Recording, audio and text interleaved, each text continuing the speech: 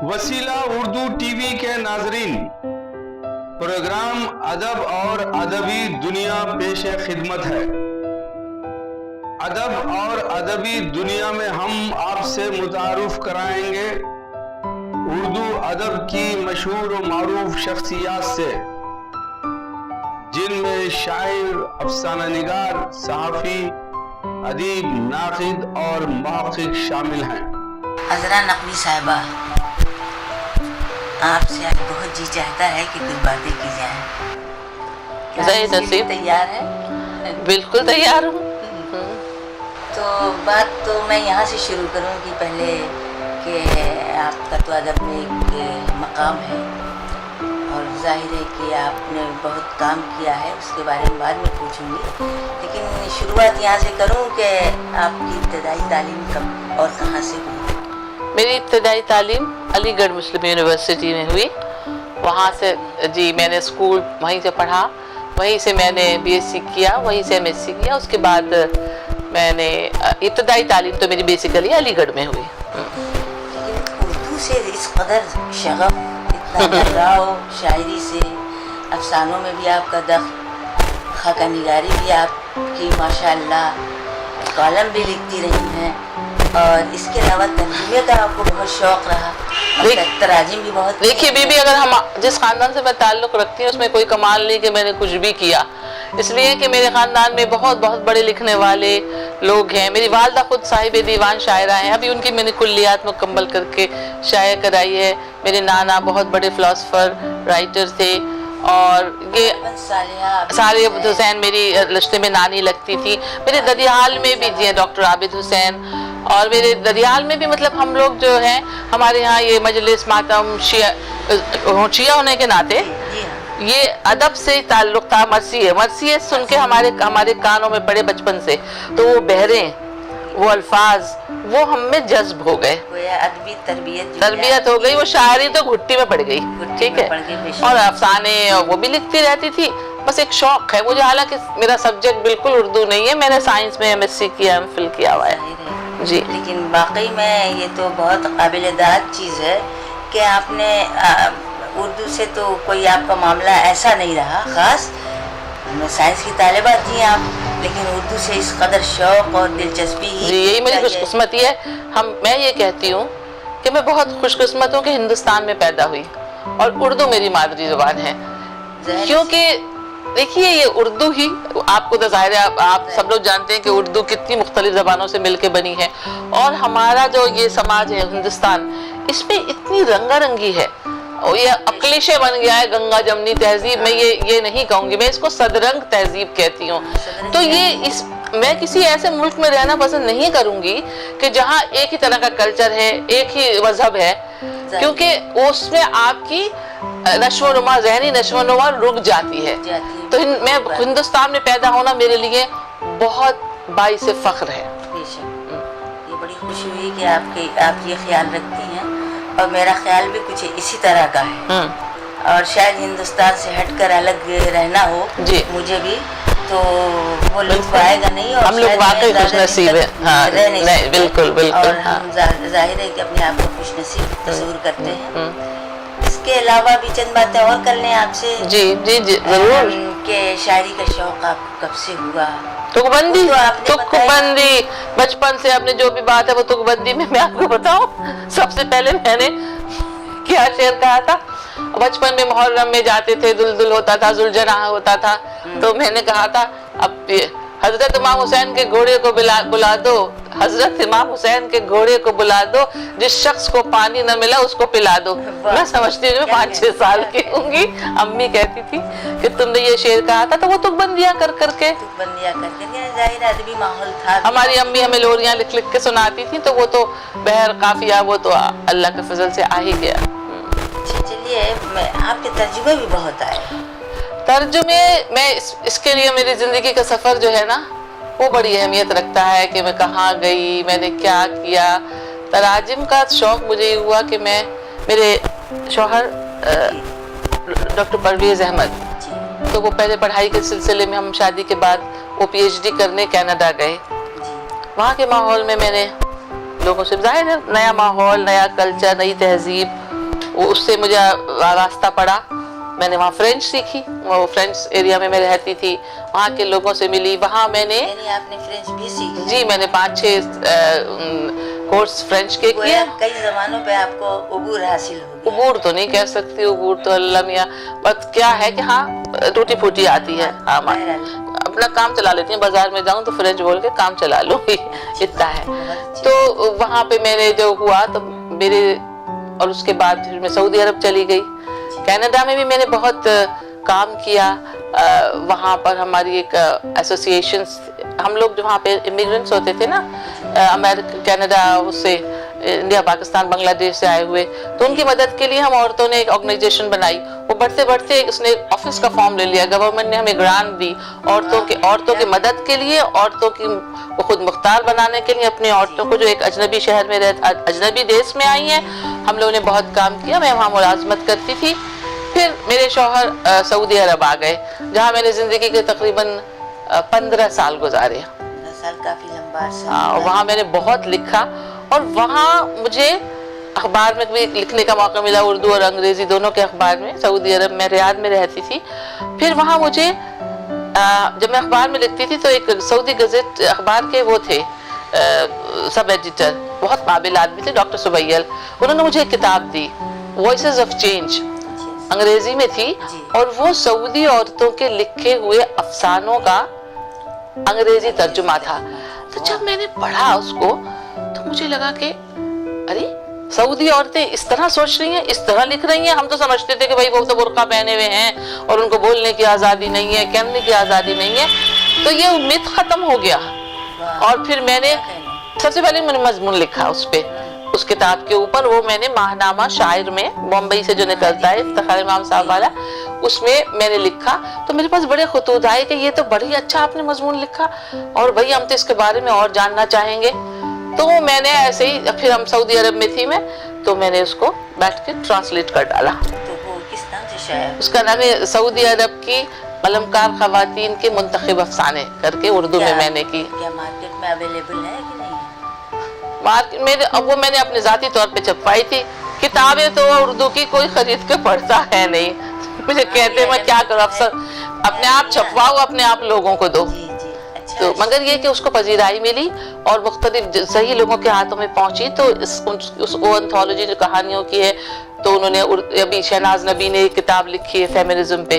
شہناز نبی پروفیسر ہے اردو کی کلکتہ میں, فیمنزم پہ کتاب لکھی. تو انہوں نے میری کتاب کے اوپر تقریباً ایک پورا چیپٹر لکھا عرب میں عورتوں کا فیمنزم.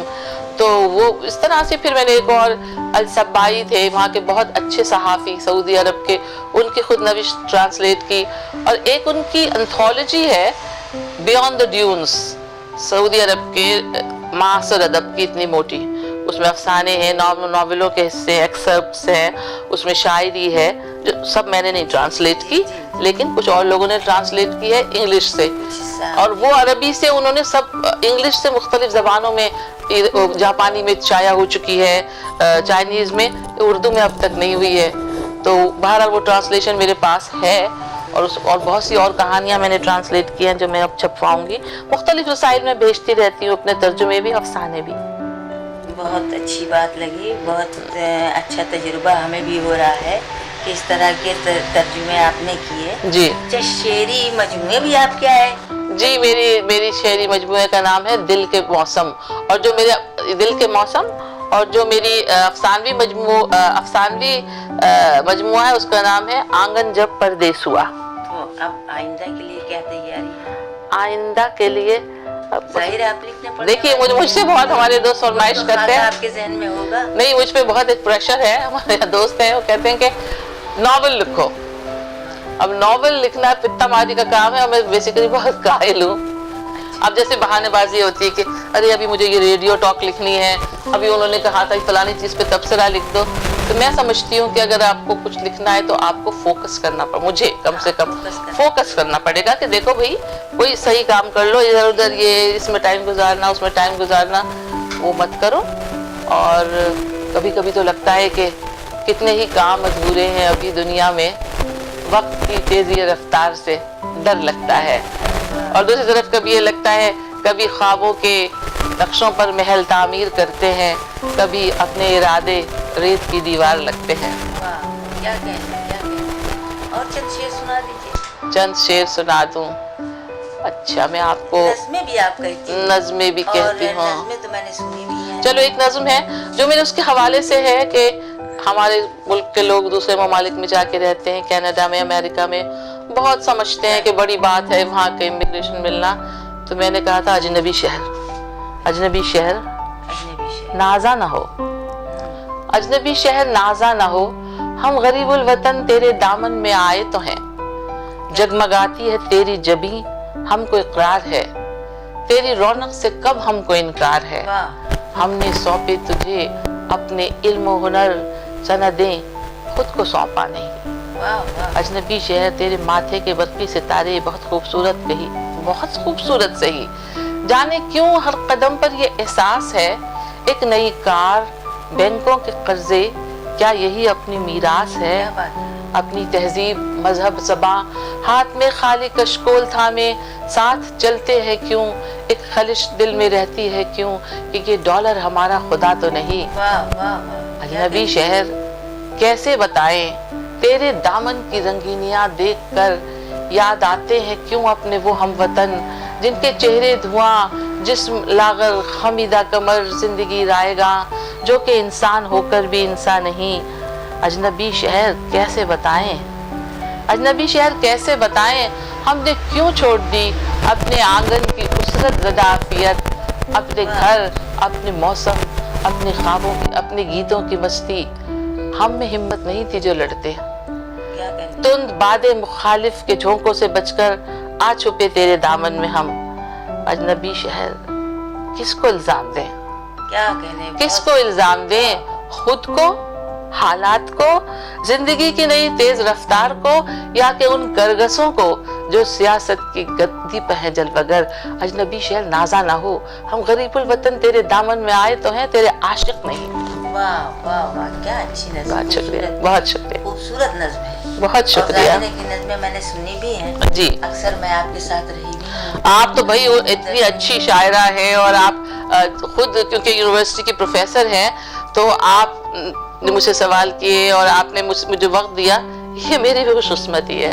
سلمیٰ صاحبہ، سلمیٰ شاہین، میں تو آپ سے بہت متاثر رہی ہوں، پہلے بھی اور اب بھی ہوں اور رہوں گی بھی، اس لیے شکریہ۔ بہت اچھا لگ رہا ہے کہ آپ سے بات گفتگو ہو رہی ہے اور خوبصورت گفتگو ہو رہی ہے، لیکن آخر میں چند باتیں اور آپ سے کر لیں۔ ضرور ضرور۔ تو اس وقت آپ کا کیا خیال ہے، کیا کر رہی ہیں؟ کچھ نہیں کر رہی، کبھی کوئی شعر کہہ لیا، ابھی ایک طرحی مشاعرہ ہوا تھا تو اس کے لیے غزل کہی میں نے، اور ایک اور غزل حال میں ہی کہی ہے۔ ایک تازہ غزل ہے کہ داستان زندگی لکھتے مگر رہنے دیا، داستان زندگی لکھتے مگر رہنے دیا، اس کے ہر کردار کو بس معتبر رہنے دیا، کوئی منزل کوئی مفروضہ نہ تھا پیش نظر، کوئی منزل کوئی مفروضہ نہ تھا پیش نظر، زیر پا ایک رہ گزر تھی، رہ گزر رہنے دیا، زیر پا ایک رہ گزر تھی، رہ گزر رہنے دیا، دل کے ہر موسم نے بخشی، دل کے ہر موسم نے بخشی دولت احساس و درد، صرف اس سرمایہ کو زادے سفر رہنے دیا، ساتھ ایک خوشباش لہجہ محفلوں میں لے کے آئے، ساتھ ایک خوشباش لہجہ محفلوں میں لے کے آئے، دل کی ویرانی کو تنہا اپنے گھر رہنے دیا، شور کرتی بھاگتی دنیا میں شامل بھی رہے، شور کرتی بھاگتی دنیا میں شامل بھی رہے، ایک سر مدھم سا دل کے ساز پر رہنے دیا، ایک سر مدھم سا دل کے ساز پر رہنے دیا، وقت کے بہتے ہوئے دریا میں کشتی ڈال کر، وقت کے بہتے ہوئے دریا میں کشتی ڈال کر، سارے اندیشوں سے خود کو بے خبر رہنے دیا، اور خود غرض تھوڑا سا ہونا بھی ضروری تھا مگر، خود غرض تھوڑا سا ہونا بھی ضروری تھا مگر، تجربوں سے سیکھ کر بھی یہ ہنر رہنے دیا، اور ساری دنیا کے لیے हर शब दुआए खैर की, सारी दुनिया के लिए हर शब दुआए खैर की, जिक्र अपनी ख्वाहिशों का मुख्तसर रहने दिया। कोई क्यों देखे हमारे दिल की सारी मुमलिकत, कोई क्यों देखे हमारे दिल की सारी मुमलिकत, एक झलक दिखलाई है और बेशतर रहने दिया। और आखिरी शेर है कि कौन दामनगीर है, कोई दामनगीर है, अक्सर ये करता है सवाल, कोई दामनगीर है, अक्सर ये करता है सवाल, कर तो सकती थी बहुत कुछ तुम, मगर रहने दिया। शुक्रिया। एक बात और आपसे करनी चाह रही थी मैं, ये बताइए कि पाकिस्तान की शायरात और हिंदुस्तान की शायरात में आप क्या फर्क महसूस करती हैं? मुझे लगता है कि आप ज्यादा बेहतर तरीके से समझती भी होंगी और समझा भी सकती हैं। देखिए, हिंदुस्तान की शायरात हमारी जो अच्छी कहने वाली, पाकिस्तान में बहुत अच्छी शायरी हो रही है, खवातीन ने बहुत अच्छी शायरी बिलाशुबह की है, और हमारी शायरात में थी बहुत अच्छी जाहिदा जैदी, साजिदा जैदी, बहुत अच्छी नज़में कहने वाली सब थी। लेकिन अब क्योंकि मशायरों का चलन जो है वो हमारे हिंदुस्तान में कुछ ज़्यादा ही हो गया है, और शायरात के मशायरे और शायरात तरन्नुम से भी पढ़ रही हैं, और वो एक तरह की इंडस्ट्री बन गया है। तो हमारे यहाँ जो है वो शायरी लिखी जा रही है जो लोग मशायरों में सुनना चाहते हैं, ये सोच के लिखी जा रही है। लेकिन जिनको अच्छा लिखना है सलमा, वो लिखते हैं, वो अपने दिल की तसल्ली के लिए लिखती हैं, उन्हें नहीं मतलब कि क्या है। आप भी इस ख्याल से इत्तेफाक करती हैं बिल्कुल कि पाकिस्तान की शायरी ज्यादा इम्प्रूव है, यकीनन, और हम यकीन रखते हैं कि हमारे हिंदुस्तान की शायरात भी जो संजीदा हैं वो इसकी तरफ नहीं, हमारे यहाँ संजीदा शायरात हैं, उनको पजीराई नहीं मिलती, वो मीडिया पे नहीं आती हैं। और जब किसी एक दफा मैं पाकिस्तान गई तो मैंने मेरी एक दोस्त है वहाँ थी, जद्दा में थी, वो नाम मुझे नहीं याद आ रहा है, रेहाना रूही, उनके घर गई, उनके साथ बड़े मशायरे करते थे हम रियाद में। तो वहाँ उन्होंने अपने अच्छे लोगों को कराची के बुलाया, बातें हो रही थी, शायरी सुना रहे थे। तो वो एक साहब बोले, आज मैंने पहली दफा किसी इंटेलेक्चुअल हिंदुस्तानी शायरा को, भारत की शायरा को, वो लोग भारत कहते ना, इंटेलेक्चुअल भारत की शायरा को देखा है। तो मैंने कहा आप गलत लोगों को बुलाते ही हैं, हमारे यहाँ से जो शायरात भेजी जाती हैं, अब जैसे हमारे यहाँ मशायरे होते हैं, आज मुझे बात कहने को दिल चाह रहा है, आज कोई दर्द मेरे दिल में सिवा होता है।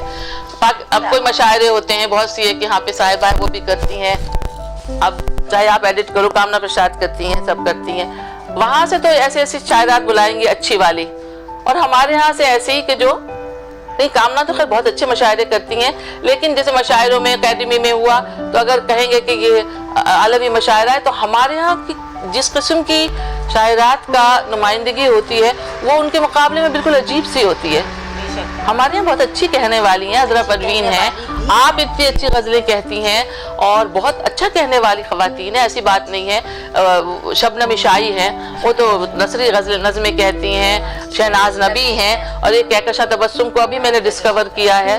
तो इन लोगों को नहीं जानते, लोग नहीं जानते, खुद जानते हैं, लेकिन यही है कि पजीराई नहीं होती उनकी, बस वही के वो फलानी जो है वो आलमी शोहरत याफ्ता वो हैं, लग जाता है। हाँ कि वो है, क्योंकि वो जाके तरन्नुम से वो गीत सुनाती हैं, जा के दोहा में, कतर में, वहां से लोग आते हैं, वो जो है उनको कोई भी शायर बाहर से आ गया, ठीक है, अब उसकी इतनी पजीराई हुई कि वो आए हैं साहब वहां से, अभी कतर से आए तो फिर बहुत अच्छे शायर होंगे, वो जरूरी तो नहीं है। खैर वो इसलिए होते हैं कि अंग्रेजी में कहते हैं ना, you scratch my back I scratch yours, तो वो फिर वो यहाँ से उन लोगों को उठा के वहां ले जाते हैं, अवार्ड दिए जाते हैं, ये क्या चीजें होती है। तो ये गोरख धंधा शायरी का अलग चल रहा है। हाँ, इसमें कोई शक नहीं। अच्छा एक बात और बताइए कि जो उर्दू के फरोग से मुताल्लिक़ भी बात करें, एक आध जुमले में जवाब कि क्या उर्दू के फरोग का सबसे बड़ा सरमाया जो ये मुशायरा है? बिल्कुल नहीं, ये एक बहुत बड़ी बहस है। वो कहते हैं कि रस्मुल खत खत्म हो रहा है, लोग उर्दू नहीं पढ़ रहे हैं, और शायरों में हिंदी में लिख कर पढ़ती हैं, रोमन में लिख कर पढ़ती हैं औरतें क्या मर्द भी लिखते होंगे, मगर औरतों को लिख के भी दिए जाते हैं, तरन्नुम अच्छा होता है तो पढ़ लेती हैं वो। आप भी मेरे इस ख्याल से बिल्कुल इत्तेफाक करती हूँ, मशायरे से एक उर्दू कल्चर को तो फरोग हो रहा है, ये बात अपनी जगह मुसल्लम है, उर्दू कल्चरल का फरोग हो रहा है, लेकिन ये कि ये जब बच्चे पढ़ेंगे नहीं, जब स्क्रिप्ट नहीं होगा, उर्दू किताबें घर में नहीं होगी, तो किस किस्म का उर्दू का फर्क होगा, मुझे तो नहीं समझ में आता। ये तो बहुत आपने चंद बातें तो ऐसी की हैं जो जिससे मैं बहुत इत्तेफाक रखती हूँ, लेकिन मैं चाह रही थी कि आपसे ख्याल लूँ कि चलिए, आप हम क्या लोग सोचती हैं और क्या कहना चाहती हैं। मुझे बहुत अच्छा लगा। वो जाहिर है कि आपने अपने हस्बैंड के बारे में कुछ बातें की, लेकिन आपके नाना हुजूर जो थे आबिद हुसैन साहब, उनके बारे में और ननिहाल और नदिहाल से मुताल्लिक़ कुछ बातें कीजिए। जाहिर है कि बहुत अदबी खानवादे से आपका ताल्लुक़ है। हाँ, जाहिर है, जब मैं किताबें, लाइब्रेरी, घर में लाइब्रेरी का होना, किताबें पढ़ना, किताबों पे डिस्कशन होना, मैंने बचपन से देखा है, तो वो तो हमारे घर में वो माहौल था ही। और ये लिखने का कि मतलब कोई ऐसे छिछोरपन नहीं था कि भाई फलाने साहब शायर हो, तो कमाल शायर तो है ही, लिख रहे हैं, किसकी कितनी किताबें हैं, वो सब मैंने ये देखा। मेरी वालदा खुद बहुत अच्छी शायरा थी, और हालांकि कुल्लियात मैंने बोला आपने देखी है। और वो कैसी थी, हमारी अम्मी हाई स्कूल भी नहीं थी, मगर उर्दू के एमए के लड़कियों को पढ़ाती थी, वो आ जाते थे, और फिर वो रोटी पकाती जाती थी और शेर लिखती जाती थी। बाद वक्त तो कोयले से लिख लेती थी वो, और शेर अपना रोटी पका रही, अम्मी अम्मी प्लीज स्कूल में हमारे वो फलाना फंक्शन है, आप हमें नज़म लिख दीजिए सर सैयद पे। अब अम्मी सर सैयद फौरन नज़म लिख के हमें दे रही हैं। तो अम्मी हमारी बहुत वो थी, और सूफी मनश थी हमारी अम्मी। उन्हें ये नहीं था कि वो मुशायरों में पढ़े या वो करे। हमारी अम्मी का एक शेर सुनाती हूँ। तो ये तो इनका ज़ौक़ अलग चीज है, ये प्रोफेशन बना लेना।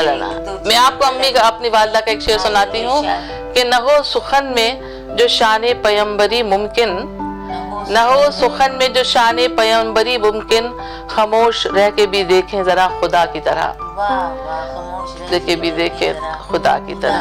और फिर ये हुआ कि जब शादी हुई, मेरी अपनी पसंद से शादी थी, परवेज अहमद, डॉक्टर परवेज अहमद, वो कंप्यूटर साइंटिस्ट थे, वो कंप्यूटर साइंस थे, और बहुत वो चाहते थे कि मुसलमान, अरे अदबी ज़ौक़ तो उनके वालिद खुद शायर थे, साहिब दीवान, और अदबी ज़ौक़, असल में हमने अपना दोनों ने अदबी ज़ौक़ मिल के परवान चढ़ाया।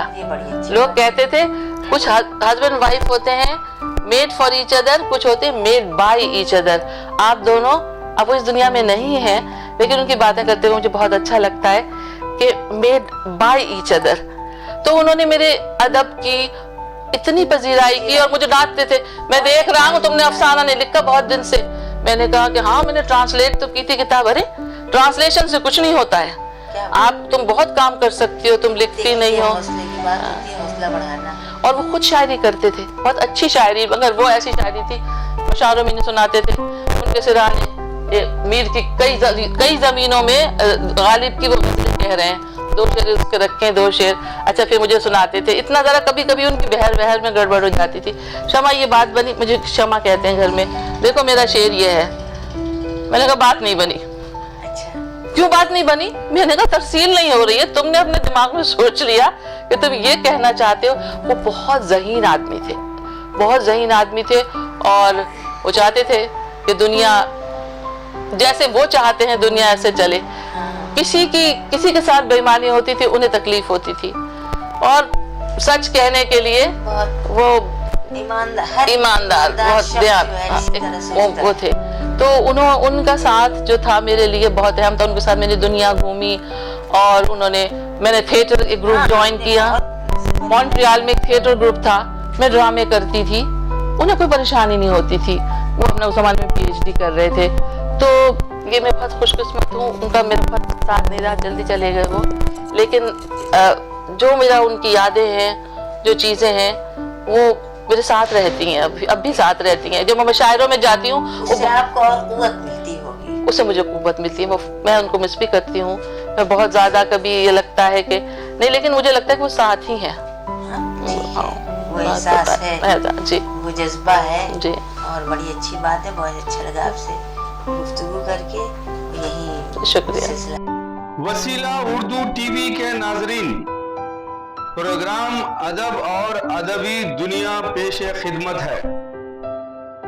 अदब और अदबी दुनिया में हम आपसे मुतारुफ कराएंगे उर्दू अदब की मशहूर और मारूफ शख्सियात से, जिनमें शायर, अफसाना निगार, सहाफ़ी, अदीब, नाक़िद और मुहक़्क़िक़ शामिल हैं।